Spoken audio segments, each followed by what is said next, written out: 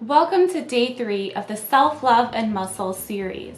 Today, I just want to talk about how to track your progress in a way that feels good to you, but also doesn't take away from the fact that it is a health goal. It is a journey, it is a lifestyle, and a lot of times when we set these goals and we start working out, we start eating better, we start to get discouraged or unmotivated when we don't see results right away. But there's one thing I want you to remember. One huge thing that will set you apart from the rest is to enjoy the process and not look at it as an end goal. Meaning, if you set a goal that you want to lose weight or that you want to feel stronger, let's say you set a goal that you want to feel stronger and see more definition in your arms in, let's say, 60 days. And when the 60 days comes up and all you did was focus on that 60-day goal and you don't feel like you progressed anywhere, you're gonna feel pretty bad. You might take it out on yourself, you may feel guilty, and you may feel like all your hard work went to nowhere. But guess what? It didn't. You spent the last 60 days working out and training in a way that you never did before, and you beat several goals that you didn't even see. You feel better, you feel stronger, and I'm sure if you took pictures or measurements or even paid attention to how you're feeling, you'd see a drastic difference. So that's my point here today. It's all about tracking your progress in a way that feels good to you. For some, and for many, it may just be focusing on how your clothes fit, how you feel, how you're training better, how your form's getting better, how you're reaching new heights in your training, you're lifting heavier, you're moving faster. And on top of it, you're playing with your kids better, you're moving better at work, your joints feel better, you're sleeping better, your digestion is better, your menstrual period is even smoother. And those are all small wins that we need to celebrate along the way. Another thing is tracking your progress in ways that don't work. Let's go over several ways that you can track your progress and several ways that might just not be ideal.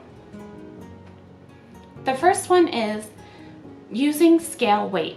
Now, a lot of times when we weigh ourselves, we can get discouraged, especially if we're only weighing ourselves once in a while. But the thing is that if you are using the weight as a way of measuring your progress, it's important to understand that there will be variations. Our weight constantly changes on a daily basis based on our movement, our water intake, our digestion, the type of foods we're eating, how much we're eating, and tons of different variables. It's important to understand that. But the big thing here is that the scale can change our mood. It can make us feel like we're not going anywhere.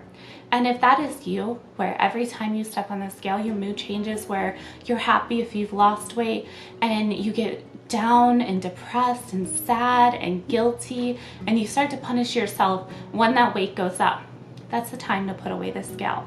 The scale is not the end all be all. Meaning you can track your progress in so many ways. And if you don't have a physique competition coming up or anything that's weight related, there's no reason you have to track your weight. There is absolutely no reason that you have to use the scale. Now, the next one is measurements, progress pictures, how your clothes fit, how you're feeling, so reaching small goals along the way. Maybe one of your tracking your progress and reaching a goal, maybe tracking how much you're following your goals. Maybe one of your goals was drinking enough water. And your progress is 2 months ago you were only drinking 40 ounces a day, and now you're drinking half your body weight in ounces at, let's say, 100 ounces a day or 80 ounces a day. And to you, that's a big goal because you're feeling better. You're now drinking more water and your digestion is better and you feel more energized and your skin looks better. That could be huge in progress as well. Progress is like a toolbox. If you're going to just pull one tool out and use that only tool for everything that you do, it just doesn't work. There's a variety of tools that you can use to track your progress, and it's not conclusive. It's not the same for every person. So my point here is although there are a lot of ways to track your progress, it doesn't necessarily mean it's best for you. Now, when you track your progress, I do want to make it a point that if your goal is more health related and not weight related, you might want to push aside the other ways to track your progress, like taking progress pictures, measurements, and scale weight. And a lot of times, if you do any type of caliper measurements or DEXA scans, it may be important to push those aside. If you do have physique goals or weight-related goals, you may want to use those things. DEXA scans can be perfect. You take one every 4 to 6 months, and it's going to go over body composition. It's one of the best and most accurate ways, not completely accurate, but most accurate ways to measure your body composition. It won't be exact. It's important to keep that in mind. Now, other ways are taking your progress pictures or your measurements once a month. And it's important above all, no matter the way you measure your progress along the way, that you don't let it affect you. It's meant to be a journey. It's meant to be one step, one day, one mile, one workout at a time. It's not meant to be the end all be all, and I know I keep saying that, but it's completely true. Now that we went over ways to track your progress, now I want to talk about how to write those down. The same as writing down your goals, I want you to write down how you feel along the way. Maybe at the very beginning, if you're starting this week on new goals, write down how you feel today. How do you feel about your body? How do you feel around food? How do you feel about workouts?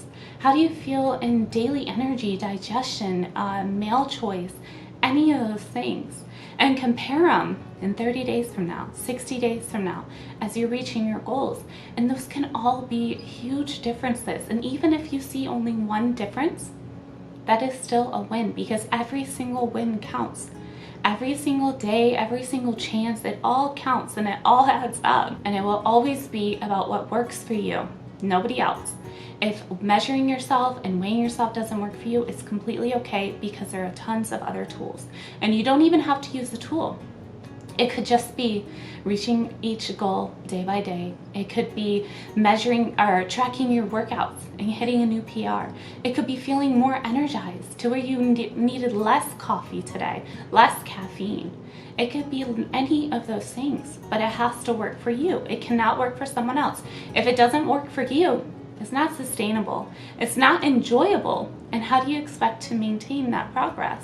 Throughout the Self-Love and Muscle series, I hope you learned a thing or two about creating a workout program and keeping self-care and self-love at the forefront. The first day, we went over goals, and you wrote them down, you printed them out, and they're up. They're out for you to see every day. On the second day, we went over creating a sustainable workout program and going over many questions on how to build one for yourself. Today, we talked about how to track your progress and the importance of making it for you.